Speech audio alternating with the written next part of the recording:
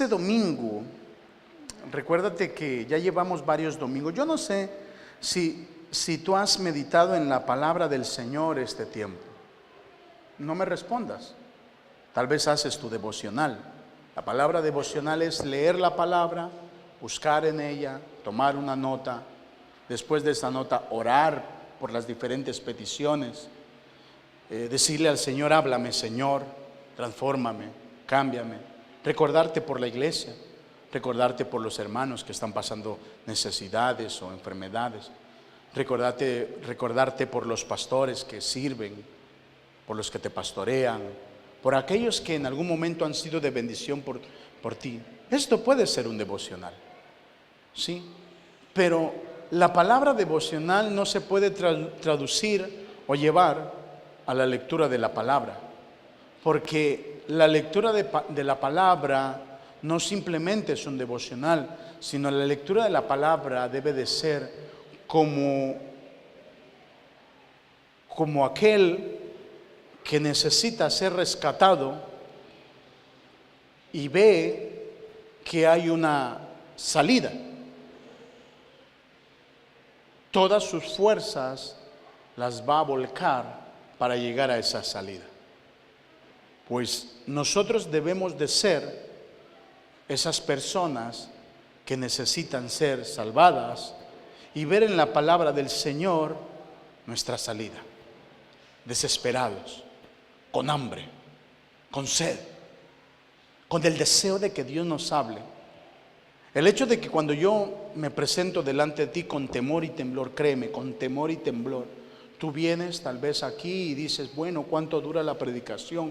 Pues la predicación, si el predicador se tarda, durará 1 hora. Si el predicador es más o menos consciente, 45 minutos. Y si ya es demasiado consciente, pues 20, 25 minutos. Y dirás tú: bueno, en tanto tiempo yo voy a salir de la iglesia. Pero mi objetivo principal y de parte de Dios no es simplemente compartirte la palabra para que tú salgas diciendo: bueno, ya escuché la palabra del Señor y ya puedo irme a mi casa, o ya simplemente puedo yo poder escuchar y escudriñar la escritura, sino el hecho de que tú vienes aquí es que te expones a la palabra del Señor, te expones a la verdad de Dios, te expones a la verdad del Espíritu Santo, y anhelo que el Espíritu Santo nos confronte, porque aquel que se expone, hermano, definitivamente no va a ser igual. Aquel que se expone a la palabra de Dios tiene que su vida cambiar, su personalidad tiene que cambiar, su carácter tiene que cambiar. Y sobre todas las cosas, que saber que Jesús está a mi lado, hermano, algo tiene que suceder. Definitivamente, hermano, yo veo en la Biblia que aquellos antiguos, cuando Jesús hacía algo, hermano, no callaban, no eran iguales. Hermano, si uno por poco conocimiento que uno tiene, hermano, no es igual, no es considerado entre los demás como igual. Si el Señor te bendice en algo que tú estás haciendo, hermano, tú no eres igual a los demás. Te ven de diferente forma. Cuando tú estudias y hermano, eres aplicado, incluso los maestros te tienen como una persona aplicada. Pero si tú no estudias, déjame decirte que ese maestro te tiene como una referencia para aquellos que no hacen el bien. Hermano, entonces Dios hace acepción de personas. No, Dios no hace acepción de personas. Lo que Él dice es que Él te da todo, y allá nosotros si lo queremos recibir. Él te lo pone todo. Y la palabra de Dios debe de ser así, que cuando yo llegue lo tengo todo. Yo no voy a quitar ni poner, sino que la voy a recibir conforme ha sido dicha y ha sido expuesta. Recuérdate que ya llevamos unos domingos, ya llevamos una serie de las predicaciones. Jesús está conmigo. Y hoy quiero no terminar esa sección, sino terminar el capítulo que ya hace unos cuantos domingos, ya más de un mes, estamos hablando del capítulo 36 de Ezequiel. Ezequiel fue un hombre, fue un predicador, fue un profeta que se levantó cuando Jerusalén cayó, cuando Jerusalén fue derribada, cuando las ruinas de Jerusalén estaban destruidas, estaban raídas, estaban desbaratadas.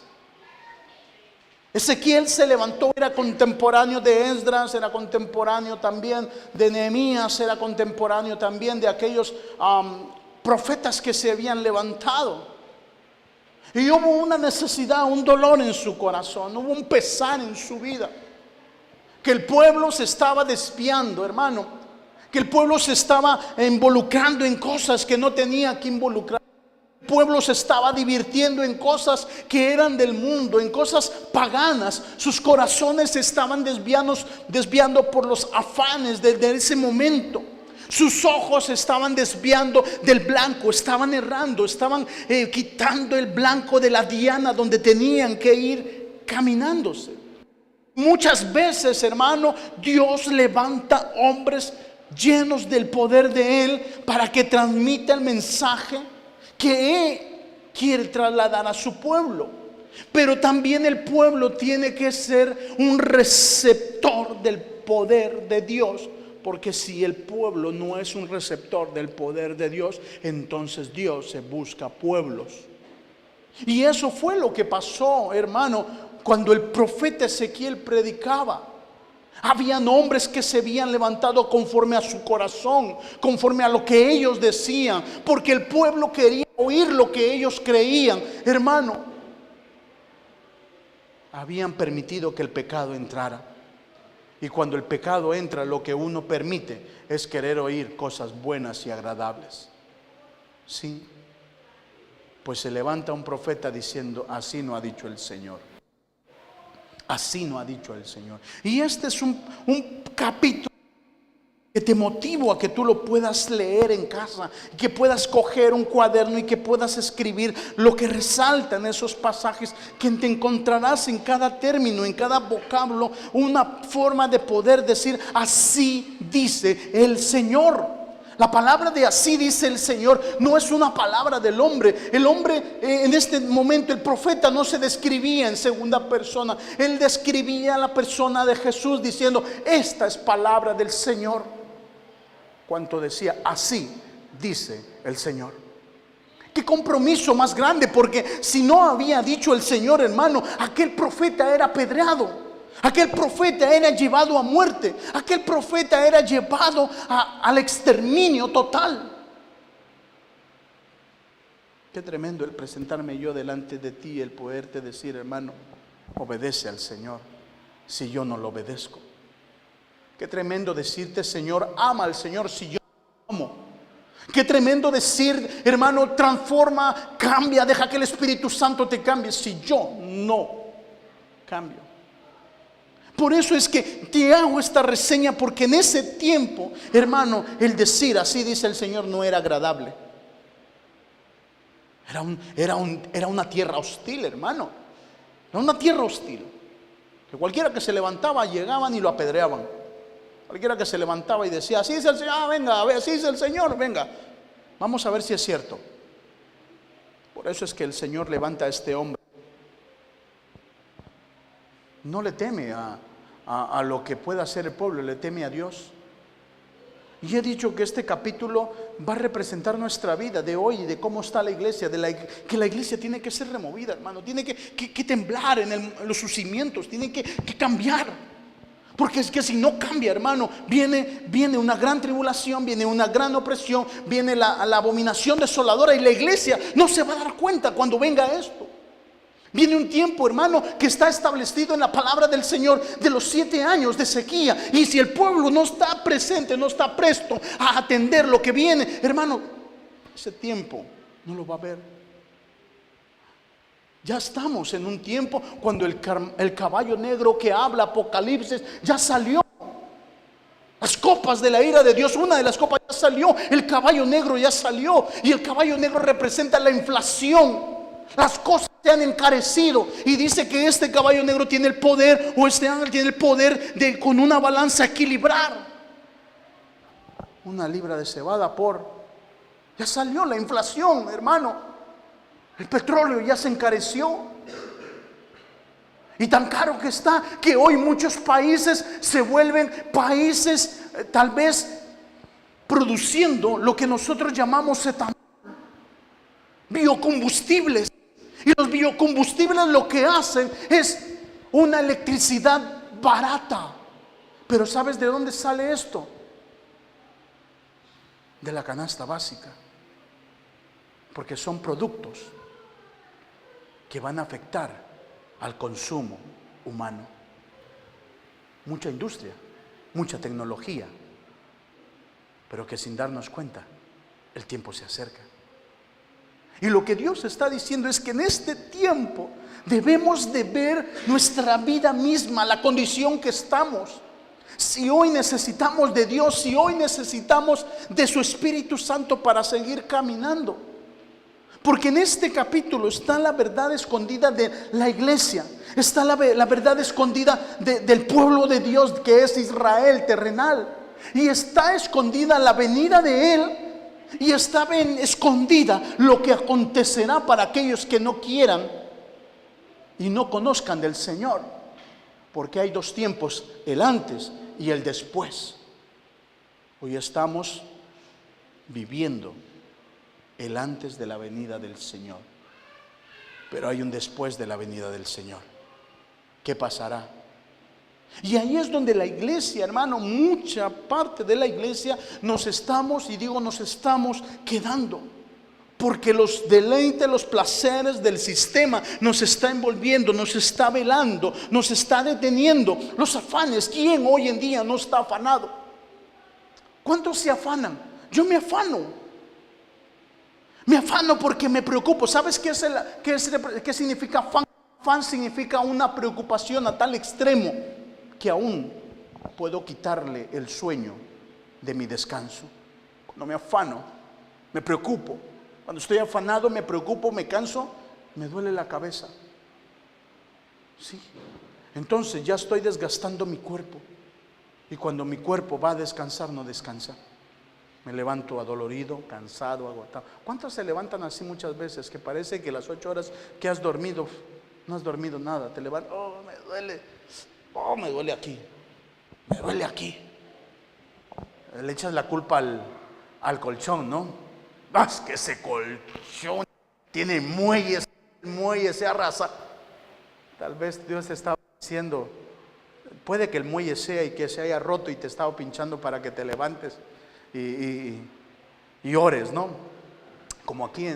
Pero leamos la palabra del Señor y vamos a ir indagando y buscando estos términos, porque, hermano, quiero ser preciso. Mira, Ezequiel 36.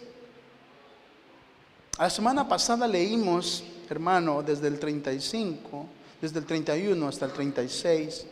Y hoy me quiero yo detener en estos dos versículos que terminan diciendo el 37 y el 38. Ezequiel 36, 37 y 38. Así ha dicho el Señor: aún seré solícito por la casa de Israel para hacerles esto. Multiplicaré los hombres como se multiplican los rebaños, como las ovejas consagradas, como las ovejas de Jerusalén en sus fiestas solemnes. Así las ciudades desiertas serán llenas de rebaño y de hombres, y sabrán que yo soy Jehová. Y sabrán que yo soy el Señor. Dos pasajes en los cuales ha manifestado el Señor el tiempo final. Un tiempo escatológico, un tiempo de escasos tiempos, un tiempo en el cual el advenimiento de la venida del Señor se acerca más, pero no todo ojo lo verá. Es que esto es interesante porque primera carta de Tesalonicenses capítulo 4 nos llama a que no todo ojo lo verá. No todo ojo lo verá, sino ¿quiénes lo verán? Aquellos que hayan agudizado su oído espiritual, aquellos que hayan visto o aquellos que hayan dejado que el Espíritu Santo esté transformando su corazón. Porque escucharán la trompeta de Dios. Hermano, tiempos en los cuales dice la palabra del Señor, mire, así dice el Señor: aún seré solicitado. ¿Sabes que viene un tiempo donde el Señor será predicado en todas las naciones? será solícito, será el deseado de las naciones. Cantar de los cantares nos muestra, así es mi amado, como aquel corzo que salta en medio de aquel abrojo. Nuestro amado debe ser, hermano, solícito. Nuestro Jesús aún en este tiempo tiene que ser predicado, y las naciones tienen que amarle, las personas tienen que amarle. ¿Y cómo lo van a hacer? Pues nosotros manifestando el amor del Señor. Te hablaba la semana pasada que Dios no hace acepción de personas. Dios no tiene rangos ni distinciones para hacer acepción de personas. Lo único que sí Dios tiene es el poder para que esas personas puedan venir al conocimiento y puedan ser transformadas. Porque una persona transformada es un utensilio para la gloria del Señor. Nuestra vida y nuestra situación, nuestra personalidad, nuestro carácter, quiénes somos, con quién hablamos, con quién... hermano, todo. Porque a Él no se le escapa nada. Hay un dicho en el mundo: dime con quién andas y te diré quién eres. ¿Verdad que sí? Lo aplicamos. Dime con quién andas y te diré quién eres. Uy, hermano, esto a veces lo aplicamos con los hijos. ¿Con quién andas? ¿Con quién andas? Dime con quién andas. Y uno dice: uy, con aquel, con ese no te juntes, con ese no salgas, con ese no vayas. Porque uno sabe que es una bala perdida. Lo viví yo, lo pasé yo. Pero el Señor dice que será solícito, porque nos mostrará a nosotros, para que nosotros mostremos el poder de Dios. Dice: seré solícito para la casa de Israel. Y esta casa de Israel es la casa literal de Israel hoy como nación. Hoy como nación el pueblo de Israel está esperando a un Mesías, está esperando un tiempo. Pero aún viene un tiempo de restauración, porque mira, Dios tiene que restaurar las cosas. Dios tiene que restaurar las casas. Dios tiene que restaurar, hermano, el tabernáculo de David, que hoy en tiempo está siendo restaurado. Dios tiene que restaurar las familias. Es una palabra en Malaquías, hermano. Malaquías del Testamento.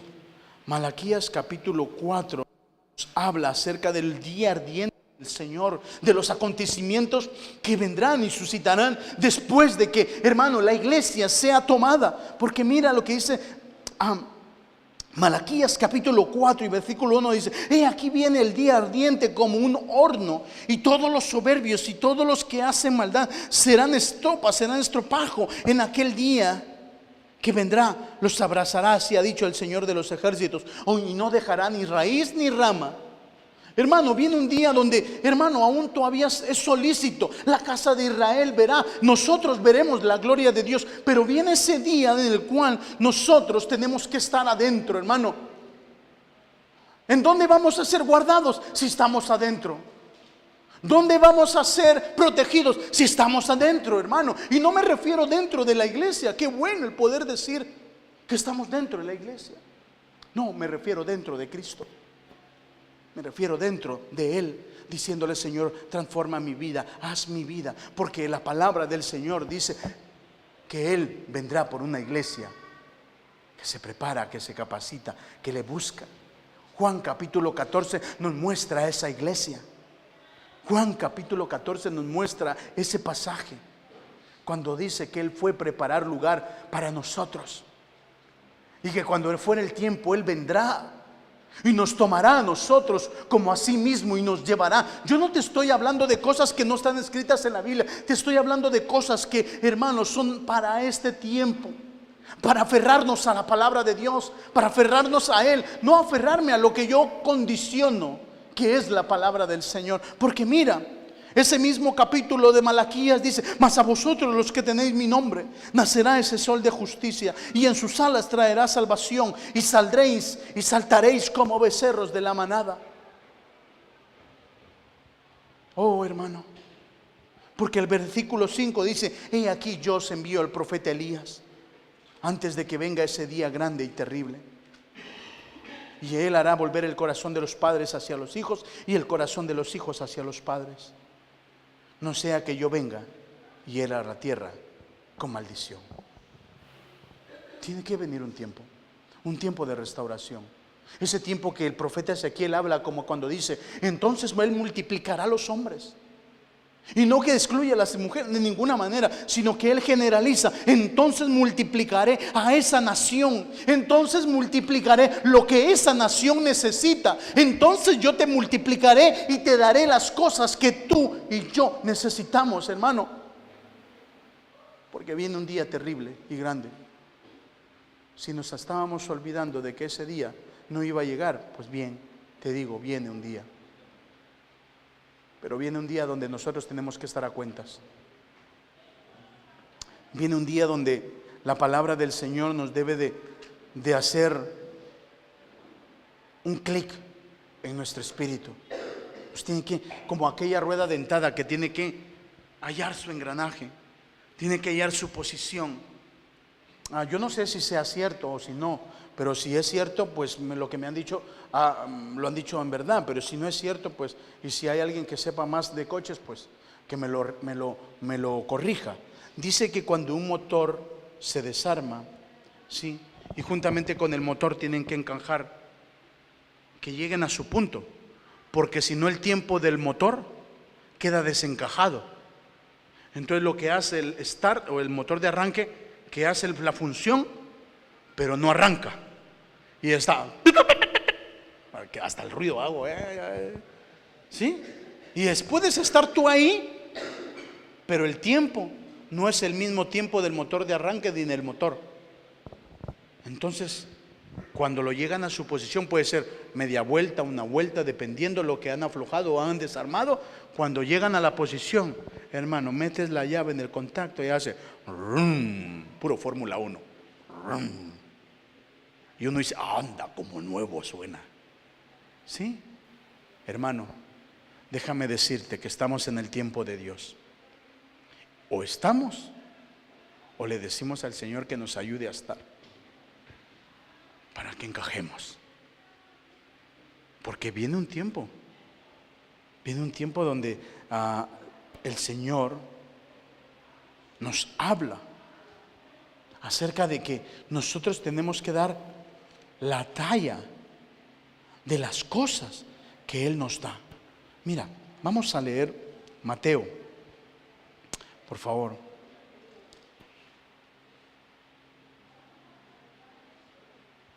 Mateo, en su capítulo 17.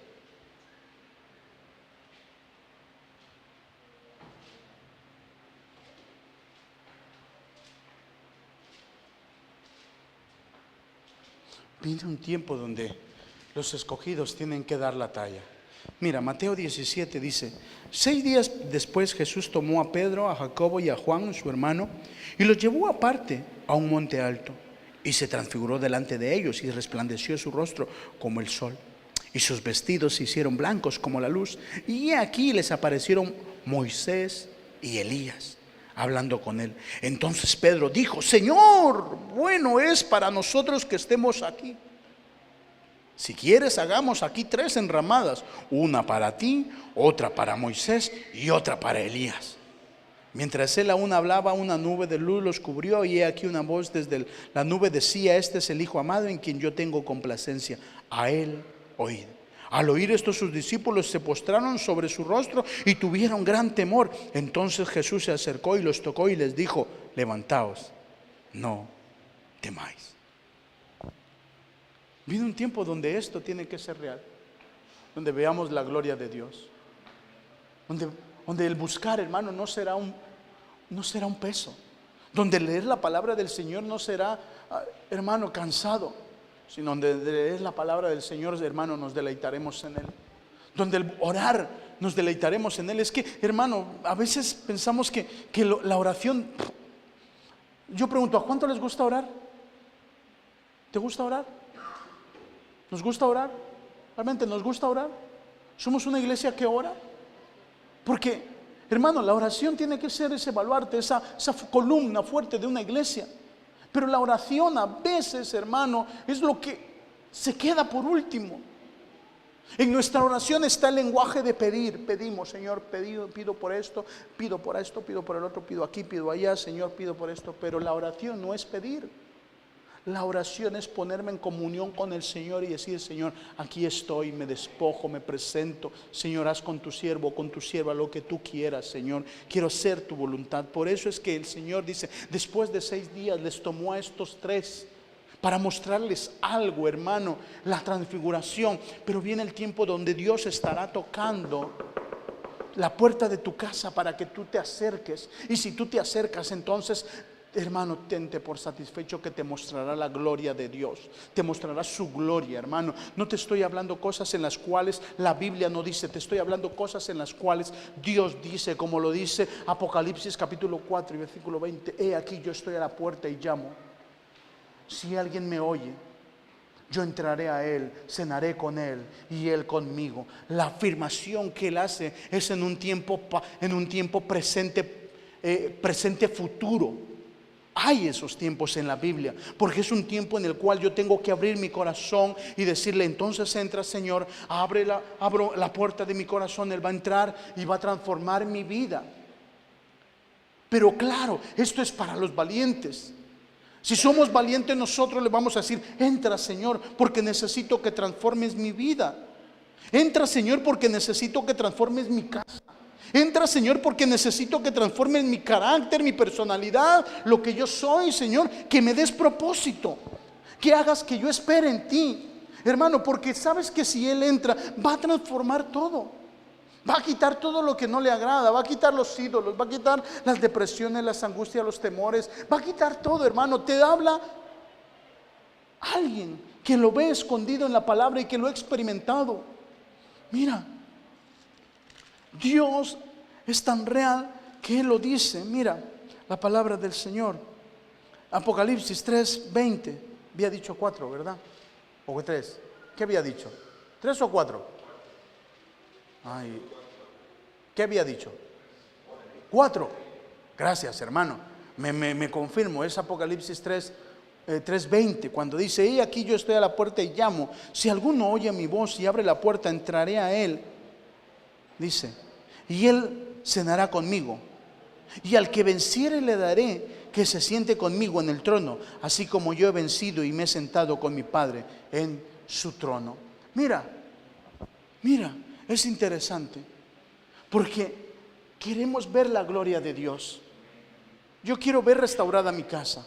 ¿Sabes que esta profecía de Ezequiel, hermano, es la profecía de la restauración de Israel en el final tiempo? O en el tiempo final. Que sus calles sean, hermano, calles restauradas. Que sus murallas sean murallas restauradas. Que sus techos sean techos restaurados, hermano. Que ya no sea por oprobio, o que las naciones no le tengan por pequeño. No, hermano, esta es una profecía para nuestra vida. Yo quiero ver mi casa restaurada, hermano. Y cuando hablo de mi casa restaurada, quiero hablar de mis generaciones, de lo que yo estoy. Si yo decido pecar, mi generación va a pecar. Si yo decido obedecer, mi generación va a obedecer. Si yo decido amar al Señor, mi generación va a amar al Señor. Si yo decido venirle a decirle: Señor, me perdonas, me arrepiento, entonces mi generación será temerosa y será conocida por el temor de Dios. Hermano, ¿cuántos de nosotros, nuestros antepasados, no han orado por nosotros? Yo tengo mi familia que ha conocido al Señor y otra que se ha apartado. Y de esa que se ha apartado, hermano, ya no la hemos visto. Pero aquella que ha conocido al Señor, hermano, la generación le ha proseguido y le ha seguido. Yo quiero ver mis columnas restauradas. Y esto es interesante porque, para ir concluyendo ya, dice: al que venciere. La palabra vencedor, hay un griego que se traduce como Nabosh, me parece que es vencedor. Y al que venciere, el Señor le dará la corona. Y vencer no es como una marca, como el Nike, ¿no? Vencedores. Sino que Vencedor es aquel hombre y aquella mujer que ha aprendido a depender de Dios. El mundo no lo toma así, allá afuera no lo toman así, o las personas no lo toman así. ¿Quién es un vencedor? Aquel que alcanza sus objetivos, aquel que tiene metas y las logra y las alcanza, aquel que se propuso tener 1 millón y lo tiene, no 1, 2, eso es un vencedor. Aquel que dijo que iba a montar una empresa y la monta, aunque se la desmonten luego, porque hizo tal vez algo malo. Pero un vencedor es aquel, para el mundo, para los ojos de las personas, aquel que es en alguien. ¿Sabes que nosotros como hijos tenemos a veces las figuras de nuestros padres como vencedores? ¿Qué figura estás dando ahora? ¿Qué figura estamos dando ahora? Yo quiero ser un vencedor para que mi hija pueda vencer. Yo estoy venciendo mis temores para que mi hija venza sus temores. Yo estoy venciendo mis idolatrías para que mi hija venza las idolatrías. Yo estoy enseñándole un camino de obediencia para que mi hija camine en obediencia. Yo quiero ser un vencedor. Pero ¿qué estamos enseñando ahora nosotros? Y esto yo lo lanzo porque la palabra de Dios nos dice: al que venciere, le daré que se siente conmigo. Le daré que se siente conmigo. Yo quiero sentarme con Jesús, pero recuérdate que hay un requisito, hay una demanda y hay un sacrificio. ¿Estamos dispuestos a hacerlo? Porque si es así, hermano, déjame decirte que la palabra del Señor dice que Él castiga y que Él reprende a aquel que es hijo. Y viene un tiempo donde la restauración del pueblo de Israel como nación será dada. Pero viene un tiempo que al unísono, de la mano, nada acontecerá, porque a Israel le llamamos espiritualmente el reloj de Dios. Cada cosa que pasa en Israel pasa en la iglesia. Es el reloj de Dios en el tiempo cronológico, en el tiempo escatológico de Dios. Israel es el pasado, Israel es el presente e Israel será el futuro. Porque de ahí tiene que salir la abominación desoladora. Ahí se tiene que manifestar el falso profeta. Y para que las naciones lo puedan ver, nosotros tenemos que ver como iglesia que los tiempos se están acortando. Como iglesia. Y no pretendo decir, ¿qué pretendo decirte con esto? Que el Señor quiere restaurarnos. Restaurar nuestra casa. Restaurar nuestra casa. Y para ello necesitamos la unción del Espíritu Santo para seguir adelante. Yo quiero ver en bendición mi hogar, que nada se escasee. Quiero tener un matrimonio feliz, un matrimonio que sea el Señor el que obre, el que trabaje en mi matrimonio. Pero también de igual manera quiero ver a mis hijos restaurados. De igual manera quiero ver que el Señor se manifieste, que mi esposa busque, que los esposos de las esposas busquen del Señor, que demos ese paso de fe más. Así que yo en esta mañana, hermano, lo único que anhelo es que tú busques más del Señor. Sí, busques más del Señor. Y que la palabra consagrar es para muchos consagrar es algo santo, es algo puro. Pero sí, es algo santo y es algo puro. Pero la palabra consagrar lo único que significa es apartar. Y de ahí la connotación de lo que tú quieras darle. Apartarse para la santidad, apartarse para guardar, apartarse para ser resguardado, apartarse para estar protegido. Pero somos llamados a eso, a la connotación de santidad. ¿Te quieres resguardar? Refúgiate en el Señor. Estábamos preocupados, vengamos a Él y digámosle: Señor, aquí está mi preocupación. Si estamos, hermano, enfermos, vengamos a Él y oremos y digámosle: Señor, aquí estoy yo quiero buscarte.